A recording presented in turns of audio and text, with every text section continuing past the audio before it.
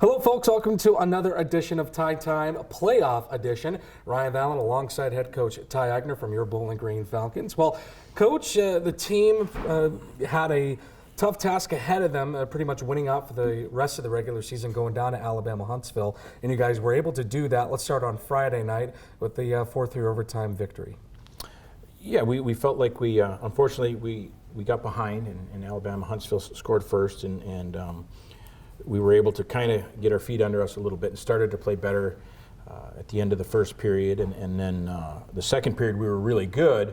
Unfortunately, we hit a couple crossbars and had some opportunities. We had a bunch of chances, a bunch of shots, a bunch of grade A opportunities, and we couldn't capitalize, and we were down, going into the third period, which was not a position we wanted to be in. But to our guys' credit, they clawed back and they stayed with it. We were really good in the last two periods in terms of getting opportunities. It wasn't because we weren't playing well. We were playing well. Their goalie was doing a good job, and we battled back and ultimately tied it up. Real nice, nice goal by Will Cullen from Connor Ford, and then we got the power play in overtime, and our guys capitalized on the power play, and it was a nice come-from-behind win on Friday night. Yeah, more on the power play on Saturday afternoon. Power play once again clicking again.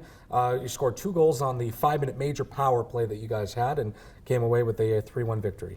Yeah, it was a quick turnaround. We go into overtime on Friday night, and then we played a 3 o'clock game Saturday. So quick turnaround for both teams, and we talked about our power play being better because it hadn't been great. So it was really good all weekend, and to see those guys come back Saturday and be a big part of the game, and to get the lead Saturday was certainly something that we were talking about, and that was something that we wanted to do. And to play with a lead versus coming from behind was a way better spot to be in, and we were good. We had opportunities. We were able to create a bunch of chances 5-on-5 and on the power play, and then we finished the game out. It was great to see Carson Musser get the empty net goal there at the end, which was fun for him.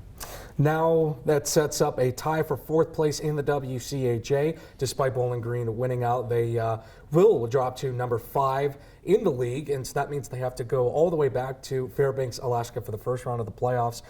This is the second trip in a few weeks that your team has had to go out to Fairbanks, Alaska, this time in a do-or-die situation this weekend. Yeah, so it's a trip we're familiar with. We were there 3 weeks ago, so not something foreign for our guys. Everybody understands how the trip will go and what will happen in the route. It's the same thing. You fly from Detroit to Seattle, and Seattle into Fairbanks. So that'll be good that it's something that our guys are familiar with, and being that we just played 3 weeks ago, certainly our opponent is an opponent that we respect and has done a good job and had a good year.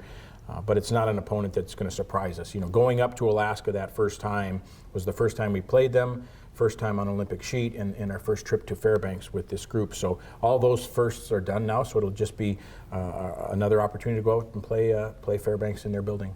Yeah, it's going to be an interesting time this weekend as the Falcons travel to Fairbanks, Alaska for the first round of the playoffs. Of course, I'll have the call for you starting at 10:37 on Friday and Saturday and 8:37 on Sunday if necessary. Best 2 out of 3 in the first round of the WCHA playoffs, and the Bowling Green Falcons looking to march their way back to hopefully another championship game in a few weeks and maybe back into the NCAA tournament.